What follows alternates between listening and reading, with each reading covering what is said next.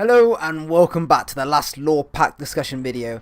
Today's is the Hunter and the Unclean. We've all been waiting for this one and it's finally here. Of course, this lore pack is one of the most iconic Warhammer matchups, Empire and Skaven.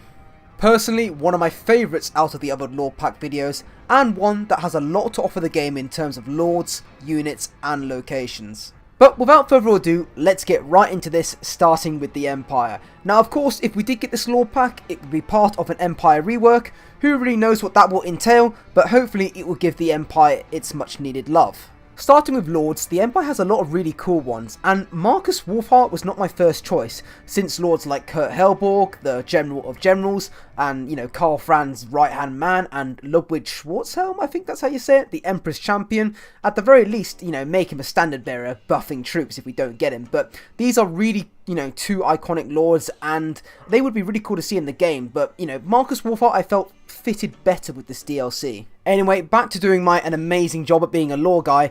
Marcus Wolfheart, compared to other lords, he's a bit of a black sheep. He's not like an amazing mage, knight or somebody of royalty, he's a hunter from Middenland.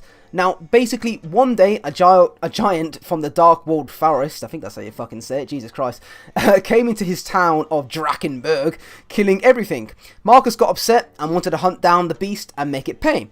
He found the cave of this giant, shot the giant's eye out with his bow, hacked at its legs, and then continued to hack at the creature's neck a dozen times until its head came off. After doing this, Marcus got a hard-on of killing the monster and did not want the same to happen to nearby villages like his, so he vowed that day that he would not rest until every monster that preyed upon the Empire basically was dead.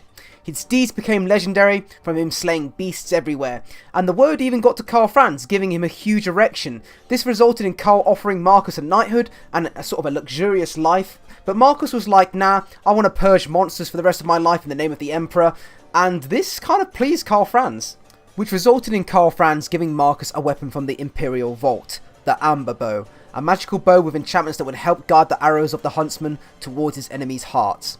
Karl Franz also gave Marcus title of Hunts Marshal, the Emperor's captain of the scouts, and was tasked by the Emperor to get some mates to carry on his quest of slaying monsters. Quite a cool backstory, and in my opinion should have got some novels, since I really think they could have made some great stories for him, and I would have definitely have read them.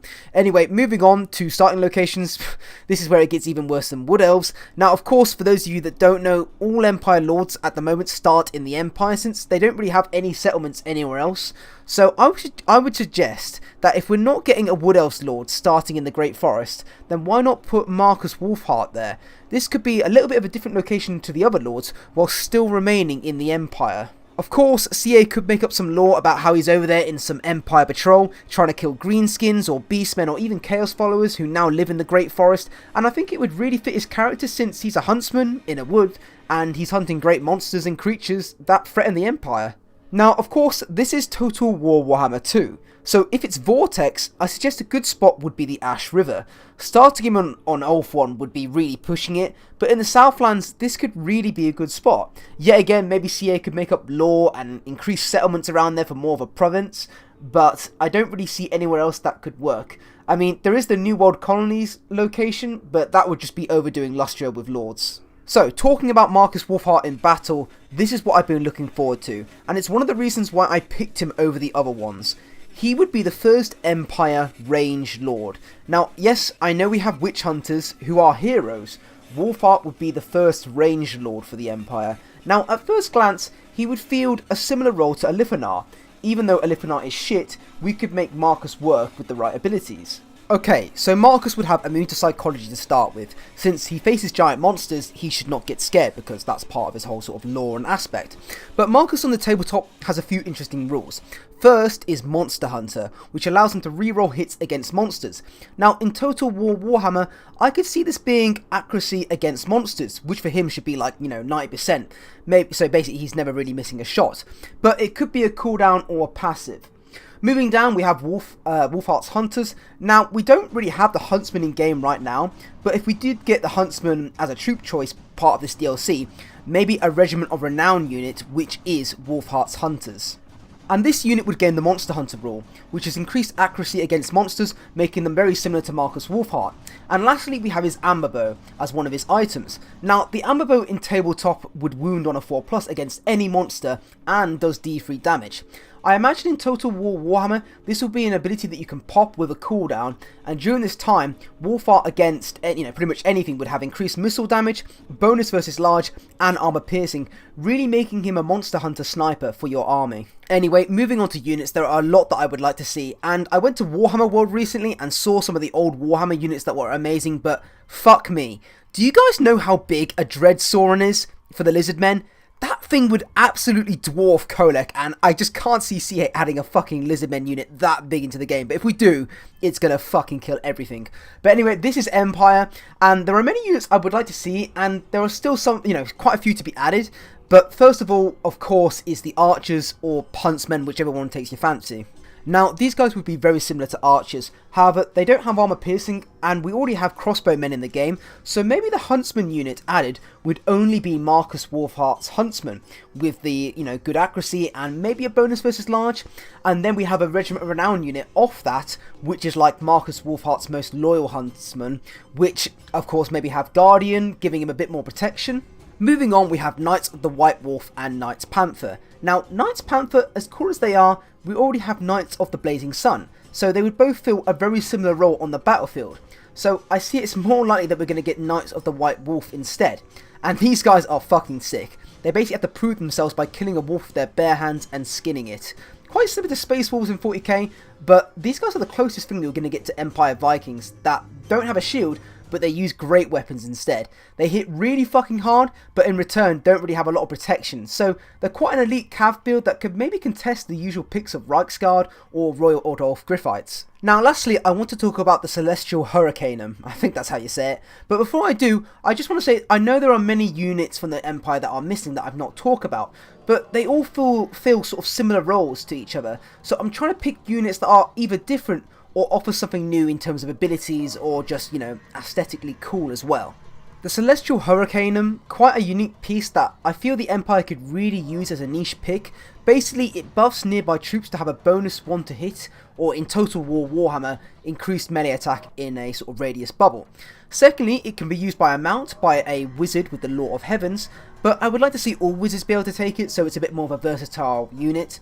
And lastly, it can bring a storm down from the sky, so maybe a vortex spell it can sort of summon, and does a lot of damage to sort of blobs. But I would like to see this because, it would make the Empire deal better with massive blob armies like Skaven and Beastmen, and also give better melee attack and leadership to troops against armies that rely on routing your basically really weak leadership Empire units. Before we move on, there is yet something again that I need to say. Why don't we have standard bearers?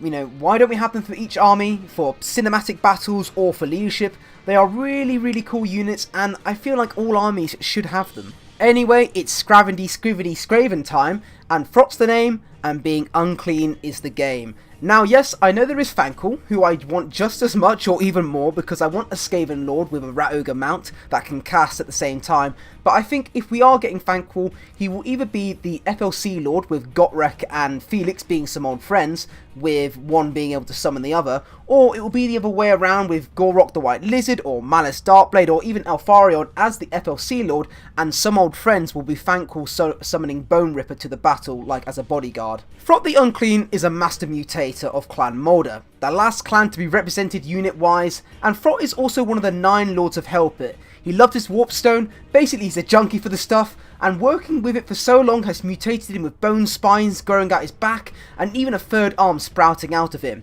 With this strength, he can even pin the strongest of Rat Ogres by the neck using his spiked creature killer, but he's one hungry fucker, and needs to keep eating to sort of sustain his power. Frot's hobbies consist of finding a monster that looks really cool and forcing it to breed with other equally cool monsters whilst using the mutated effects of Warpstone. He's made many creatures, of course the Hell Pit being one of the most iconic, hence the name of the place, Hell Pit.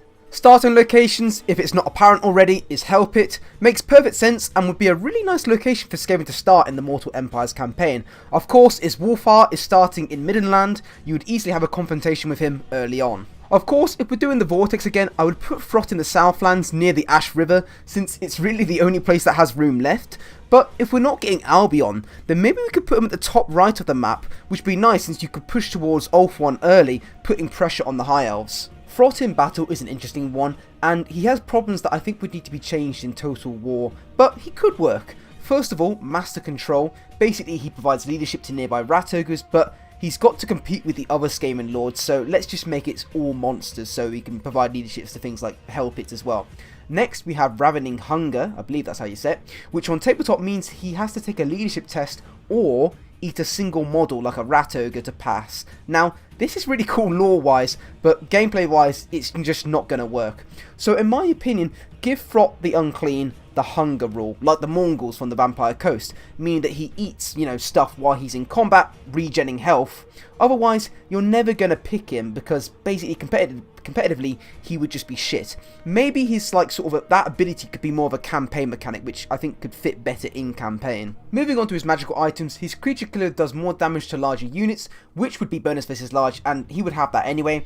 And his Whip of Domination does minus leadership. Now, off the bat, Frot seems kind of shit, so I think a way we could make him work is, for starters, give him armor piercing, and anti-large. Decent mass, so he can't be knocked over easily, which would basically count as his, massive strength from his third arm. But I want him to be a sort of necrotech for Skaven, and what I mean by this is to provide buffs to nearby Rat Ogres or, even monsters, giving them plus melee attack, armor piercing, and of course leadership. This will then make Frot a bit more of a viable pick, since you could build a comp around him that goes heavy on a monster build with him as the centerpiece. Otherwise, lords like Ikit Claw will just be taken instead, and he won't ever see the light of day. Lastly, we move on to Skaven units, and Clan Moulder, it's your time to shine, baby. And there's so many to choose from, but the one above all others that I want to see in game is Storm Fiends. These guys would be Skaven's first missile monster cav unit, which potentially could fight other skirmish units of other factions, allowing Skaven to do some early damage on high value units whilst not relying to invest on artillery, which of course would maybe be more expensive. Of course, these guys, after they run out of ammunition, like Abshabati, would be quite decent in combat, and the various ones we could see would be Warp Fire and Rattling. Maybe one has, could be the norm and the other would be a Regiment of Renown, but if we're getting Warp Fire, it definitely needs a buff, because at the moment it's like pissing on your enemies and hoping it will kill them, which Warp Fire throwers need a buff, man, and they're just so shit. Sticking with the Clan Moulder theme, Wolf Rats or Giant Rats, either one will do, we don't need both. Basically filling the role of hounds or scurvy dogs, and being a unit that can potentially get in the back line or pinning enemy flying mounts or cav charges in place, which I feel Skaven could really benefit from, a unit like this.